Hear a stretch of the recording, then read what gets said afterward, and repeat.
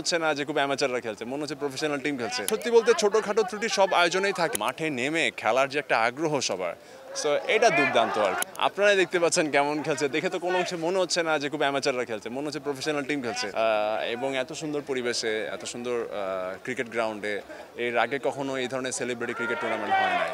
So আমার কাছে মনে হয় যে এটা বাংলাদেশে একটা মাইল ফলক হয়ে থাকবে, যে ক্রিকেট বলে বাংলাদেশি সেলিব্রিটিরা বিভিন্ন অঙ্গনের যারা কাজ করছেন তারা সবাই মিলে স্বতঃস্ফূর্তভাবে ক্রিকেটে অংশগ্রহণ করেছে। এটা একটা বড় ব্যাপার আসলে। বসুন্ধরা ডায়ার প্যান্ট এখন আরো উন্নত। এই hot air through top sheet দ্রুত শোষণ করে সোনামণিকে দেয় কোমল অনুভূতি। সত্যি বলতে ছোটোখাটো ত্রুটি সব আয়োজনেই থাকে, আর এত বড় একটা ক্রিকেট টুর্নামেন্ট আয়োজন করা আসলে খুবই ইজি টাস্ক না আর কি, যেহেতু সবাই বিজি বিভিন্ন প্রফেশনালসে, অনেকের খেলার ইচ্ছে আছে বাট শিডিউলের জন্য খেলতে পারেনি। ইভেন সেলিব্রিটিসরা তাদের শিডিউল বের করে খেলছে, কেউ আজকের ম্যাচ খেলতে পারছে না কালকে খেলবে, কেউ কালকে খেলতে পারছে না আজকে খেলছে। সো এই যে সবার একটা ইন্টারেস্ট ক্রিকেটের প্রতি, এটা অনেক বড় একটা ব্যাপার। সো আমার কাছে মনে হয় it's a very nice get together আমাদের সবার জন্য। প্রতি বছর যদি এরকম একটা আয়োজন করা সম্ভব হয় তাহলে তো খুবই ভালো। ওয়াই নট, আমাদের টার্গেটই এইটাই যে যেহেতু আমরা মোটামুটি খেলতে পারি সবাই, মানে একটা নির্দিষ্ট লেভেলে।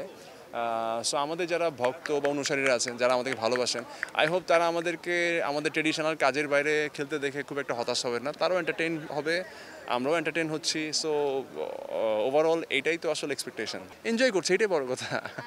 এইটা আমি যে সেটাই বললাম যে সবাই সবার ইন্টারেস্ট নিয়ে যেভাবে মাঠে নেমে খেলার যে একটা আগ্রহ সবার, সো এটা দুর্দান্ত আর কি।